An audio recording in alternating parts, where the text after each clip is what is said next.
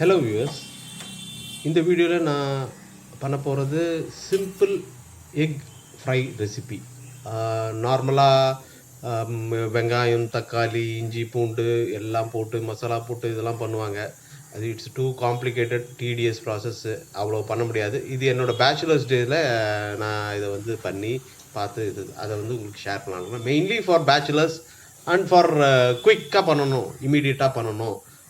ஒரு egg fry அப்படின்னும் போது, இப்போ வெள்ளை எக் சாப்பிட்டா நல்லா இருக்காது. அந்த நேரத்தில் எக்கு வந்து நல்லா பாயில் பண்ணிவிடுங்க சார். அனதர் 12 minutes ஆகுது minimum boil with high flame.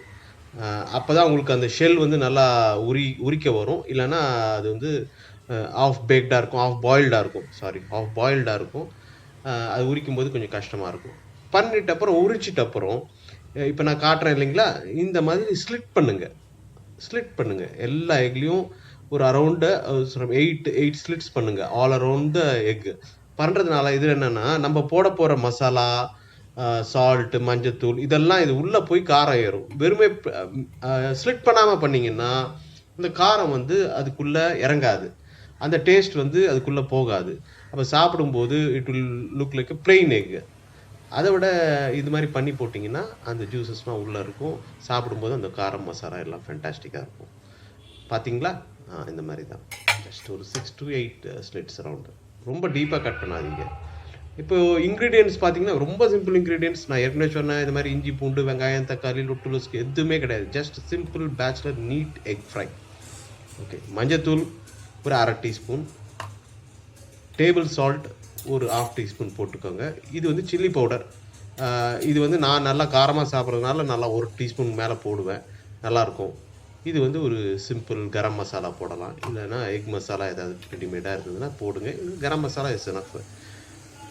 இதுதான் இன்க்ரீடியன்ட், சிம்பிள் இன்க்ரீடியன்ட்ஸு. வேறு எதுவுமே நீங்கள் மண்டையை உடச்சிக்க வேண்டாம். அடுத்தது வந்து நான் இப்போ வந்து ஒரு பேன் யூஸ் பண்ண போகிறேன், ஃப்ரையிங் பேனு. இது நார்மலாக நான் ஆம்லெட்டுக்கு போடுறது ஜென்ரலாக. அதனால் நான் அதை யூஸ் பண்ண ஆரம்பிச்சிட்டேன். இது 4 எக் தானே, ரொம்ப ஈஸியாக பண்ணிடலான்ட்டு. நீங்கள் வேணும்னா ஒரு கடாய் யூஸ் பண்ணிக்கலாம். ஒரு ஆயில் ஒரு இப்போ அளவு பார்த்தீங்கன்னா தெரியும். திஸ் வில் கம் அரௌண்ட் ஒரு 2 to 3 tablespoons. இது இருந்தால் போதும். கொஞ்சம் கம்மி பண்ணுறதுனா பண்ணிக்கலாம். இது எனக்கு கொஞ்சம் பண்ணனா கொஞ்சம் கிரேவி மாதிரி வரும், அதனால் கொஞ்சம் எக்ஸ்ட்ராவாக விட்டுருக்கேன், அவ்வளோதான். வேறு எதுவும் நல்லா ஹீட் ஆன உடனே கொஞ்சம் சால்ட் போடுங்க.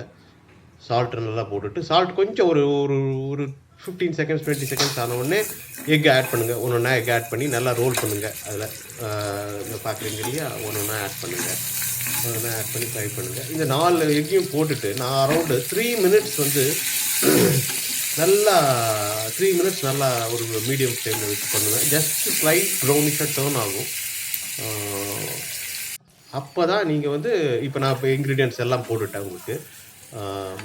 மஞ்சத்தூள், காரத்தூள், மிளகாய்த்தூள், தென் மசாலா எல்லாம் போட்டுட்ட அப்புறம் இது ஹவு இட் கம்ஸ், எப்படி அந்த கிரேவி வருது பாருங்கள். அந்த எண்ணெய் அந்த இதெல்லாம் வந்து நல்ல ஒரு பப்ளியாக வரும். அது வந்து இப்போ மிக்ஸ் ஆகி அது உள்ளே போகிறத நீங்கள் ஃபிசிக்கலாக நீங்கள் பார்க்கலாம்.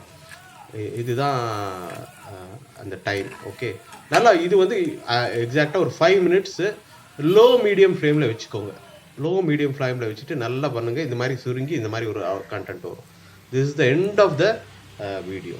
இந்த வீடியோ உங்களுக்கு பிடிச்சிருந்தா லைக் பண்ணுங்கள், ஷேர் பண்ணுங்கள், சப்ஸ்கிரைப் பண்ணுங்கள்.